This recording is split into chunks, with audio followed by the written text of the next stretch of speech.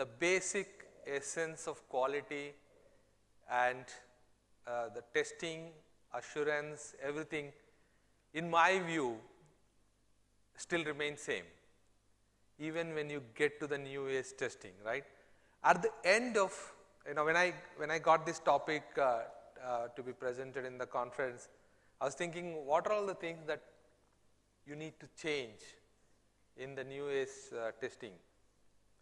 Then as I thought more and more, it may be the mechanics of the way you do things that may change, but the fundamentals do not change. When you compare this to our lives, when any human being, and all of you here are very successful, you got a great careers and all that, when you look back, each of us has something fundamental in us that makes us what we are.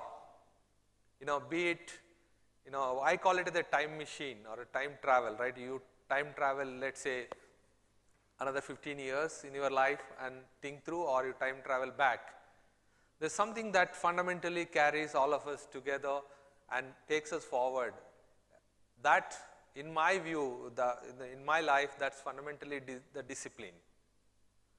The discipline in the life and the discipline in the work, everything that we do in the life and everything that we do in software engineering, software quality assurance, software quality engineering, everything is fundamental.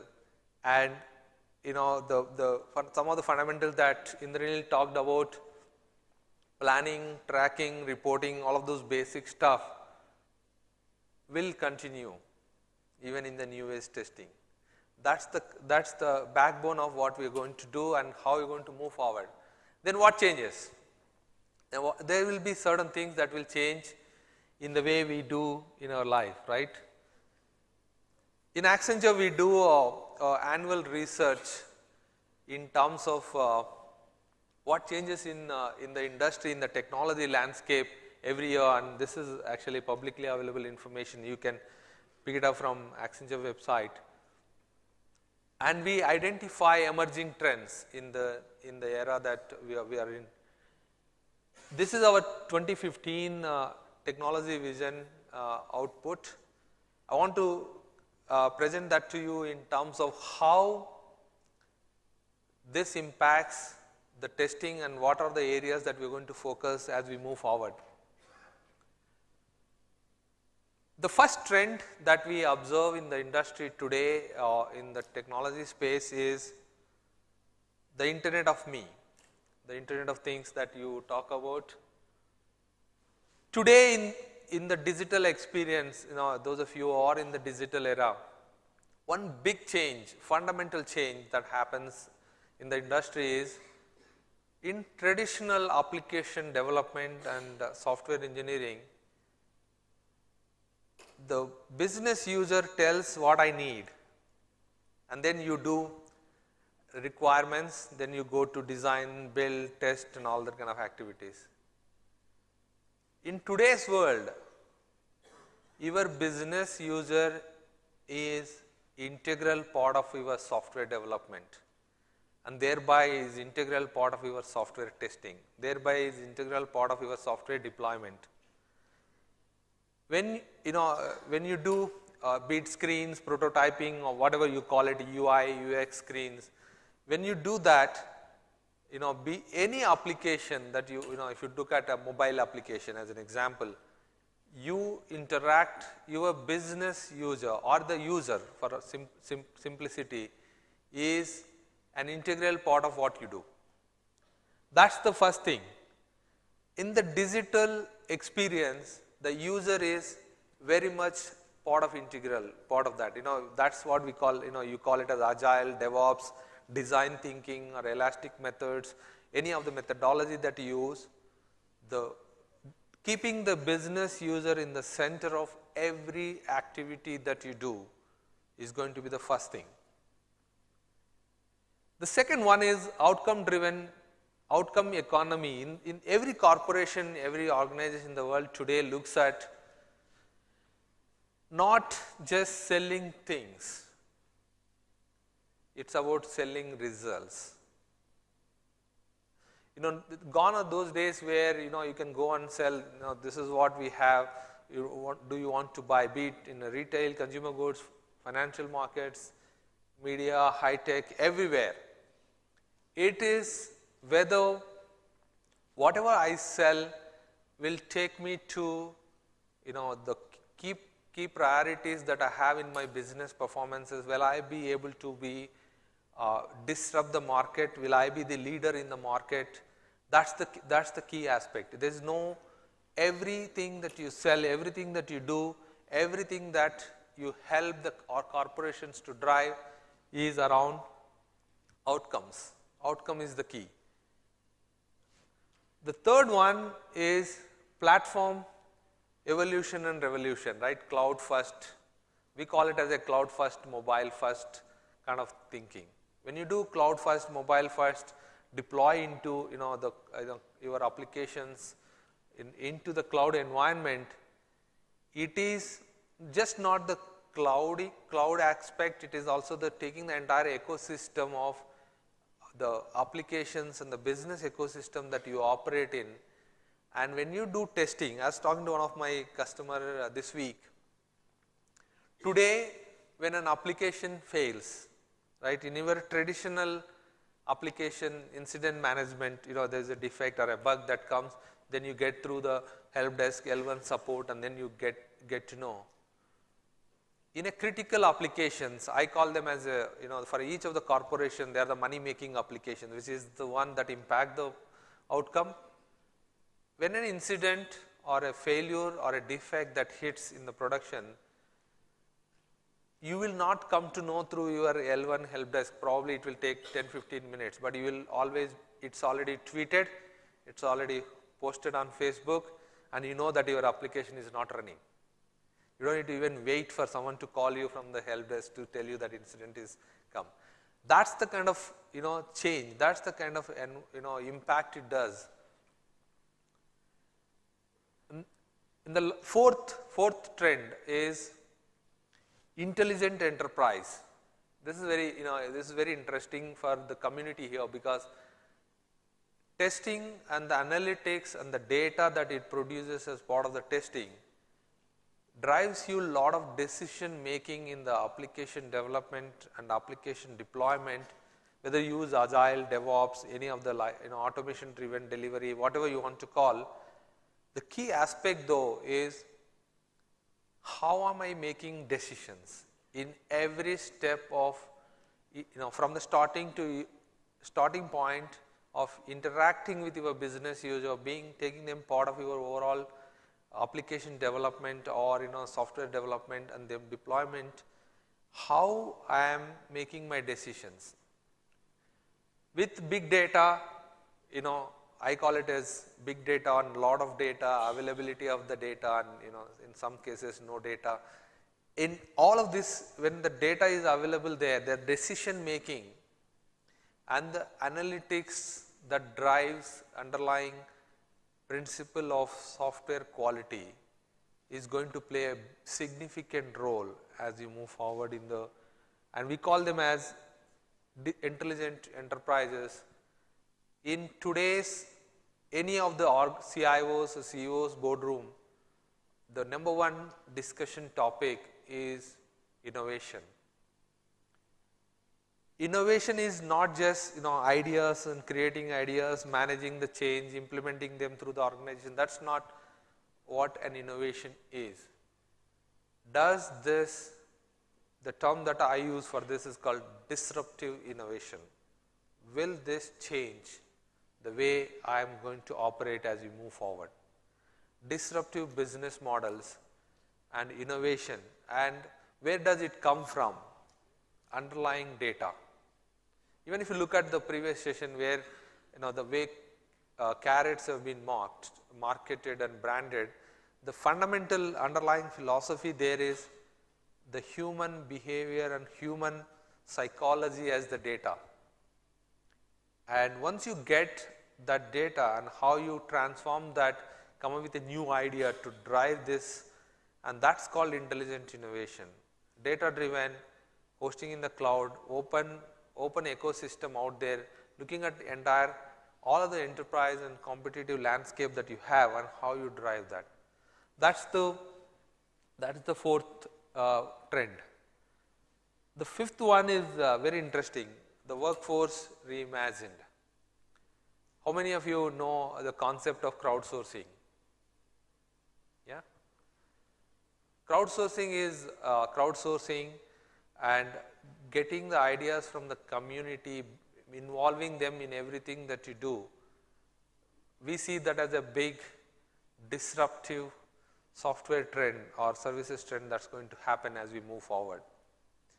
Crowdsourcing and also in the areas where we can actually eliminate what I call as the repetitive tasks, or you need a lot of thoughts and ideas that needs to come from the crowd. You can just start that.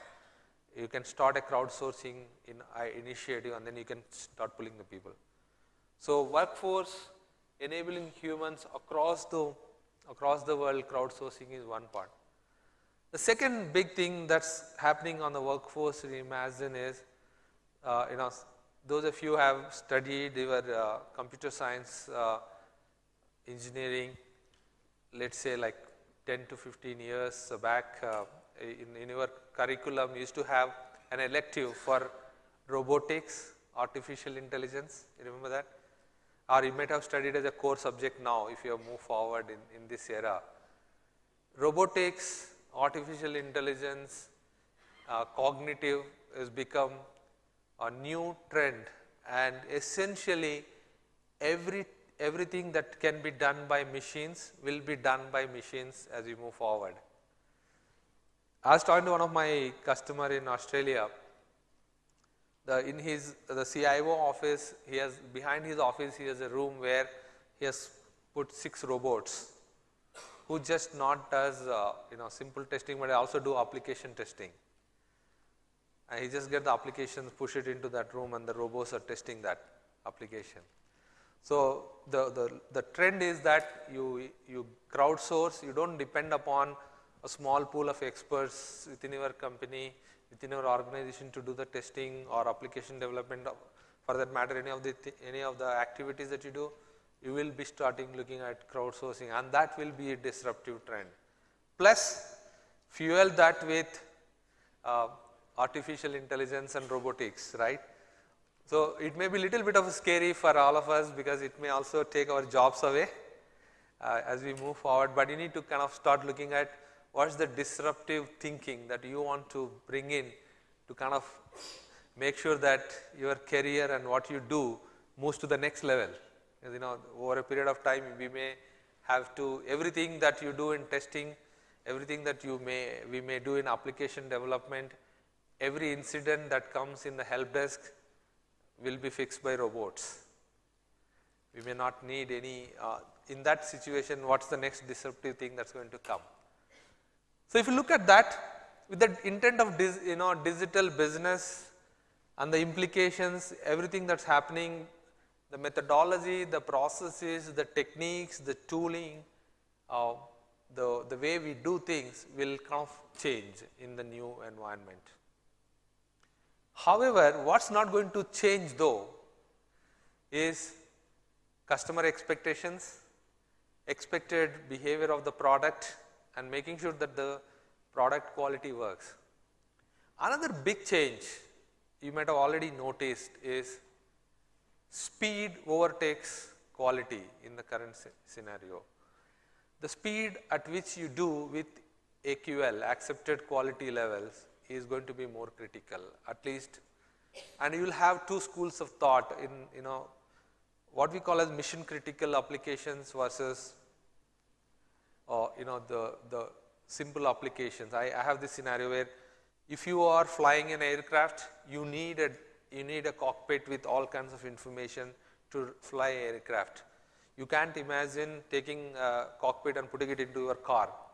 To run your car, all you need is 2 dials and one rear view mirror, and in Bangalore you may not even need rear view mirror. You don't need speedometer also, because anyway you will be always on 20 to 30 kilometers. So that's the kind of scenario where you will have mission critical applications, and simple applications, you will get the stratification happen, and then the speed plays significant role in the way you are going to get to the market, right.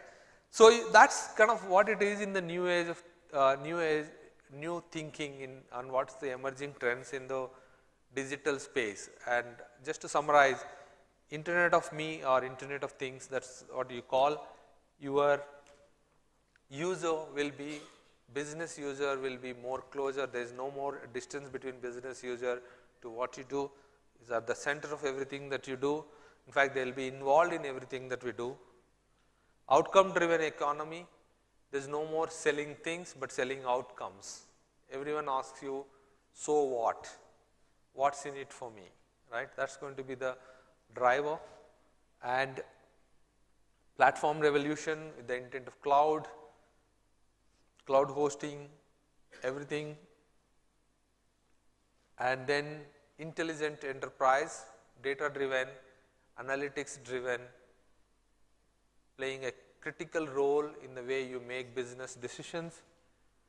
And the workforce reimagined, everyone involved in the development, starting from crowdsourcing to artificial intelligence and robotic involvement. With all of that, the speed as a driver, fundamental driver, and quality, kind of taking different stratified parameters will be the way going forward. That's all I had, and we have another 6 minutes to go. If you have any questions, 1 or 2 questions we can take. And I also help to put the conference back a little bit on the schedule with that. Any questions, thoughts, reactions? This is the first conference I am seeing that the crowd is very silent. Right, Amba? Yes, RP. In fact, that was my morning observation too. I was exchanging notes with Pradeep. There's a hand going back at the back of the hall. If Vishal could have a person take over right at the back of the hall. What differentiator we bring. But what I'm more interested to learn or to know your views that how we are addressing the disruptive innovation testing. Because one point we are bringing differentiator, but we are not addressing how we are going to address the disruptive innovation that going to hit our client. In the specifically in the testing space, you are asking. Yes. Very good question. I think, and at least at the conference, so we should give a round of applause for the question itself. Thank you. I think the disruptive testing, in the testing space, the biggest thing that's happening today is automation driven testing. If you look at DevOps and continuous deployment and continuous delivery, and organizations are still trying to figure out how to get accelerated benefit through that, the key disruption that will come in the testing, though I mentioned about robots, in my view it's at least 2 years down the line. However, there's though people have started using robotics and cognitive and artificial intelligence crawlers in the testing, any tool, now I use the term tool very deliberately, like automation and the specific asset that can accelerate your testing, be it performance testing, black box testing, white box, any of those, I call it as a testing theme park. If you go to Disneyland, where you go to various themes and then you come up, that if you imagine that you are in a testing theme park where each station you have each of these aspects like black box testing, white box testing, integration testing, performance testing, security testing, all of that. What are the assets and the tools that you can leverage, and what are the assets, the tools you can place in to drive the efficiency will be the next big thing in testing. Automation is going to play significant role to the extent, when I talk to some of the folks, 80 to 90% of your testing should be automated. That's kind of stretch target. Second question. Thank you, RP. Yeah, sure. Good news is mic is right there, and okay, it came. Hi, my name is Vikas. I'm with Capgemini. Thank you for the nice presentation. Uh, my thought process, it's more of a thought process rather than a question. We have seen these trends and we are coming from the testing perspective, right? But then still coming from a customer perspective where the business owners are, often it is difficult for the testing community to convey that, okay, you know, this is where things are going. But connecting back to probably Indranil's presentation, they come back and say, that's fine, just do the testing and get out of my way. So how do we influence the people who really matter? Because still somewhere testing, influencing the business owner, probably that is still a bit lacking in my opinion. No, I completely agree, acknowledge, depending upon the roles that you make. How do we influence? That was a very interesting thought. That's a very diplomatic answer, RP. You should win diplomatic services. No, I'm going to get to him. I call it as whenever you are in a meeting, right? The person who draws the functions and various interactions on the board, that's the guy who can influence. Depending upon whether you have the marker with you or someone else have the marker with you, if you put testing in the center of your chart and then put everything else, then testing becomes the most critical one. And then you have, the only way you can drive the change in any organization, including what we do in our organization, is part of it has to be the leadership drive. Part of it has to be, someone in the top agreeing that this is the critical aspect. Luckily for me that, till now I am been very lucky. I have been part of the, I have been in a place where my leadership team and, being in the leadership team, I get some bit of authority to drive that. The only way you do that is, from the user point of view, today user is no longer, as I said, outside of this whole thing. Outside of, you give me the product, I will test it later. So I think in that situation, it becomes more and more critical that you are closer to the user as well, and user will drive some of it. I think it is in 1997 or 1998 when I first attended an SCPG conference in, I think in Nashville. There was a track on Agile and DevOps, and everybody said, Agile means, Agile is equal to not to do any process, and that's the kind of where it started. Today, if you look at, there is a community, there is a belief, there is a process, there is a rigor, there are certification. Followed through that, now they are bringing operations to attach to Agile and DevOps. So things will evolve, things will change, and the only way you influence that is, making sure that there is a leadership authority and commitment from there. Yeah.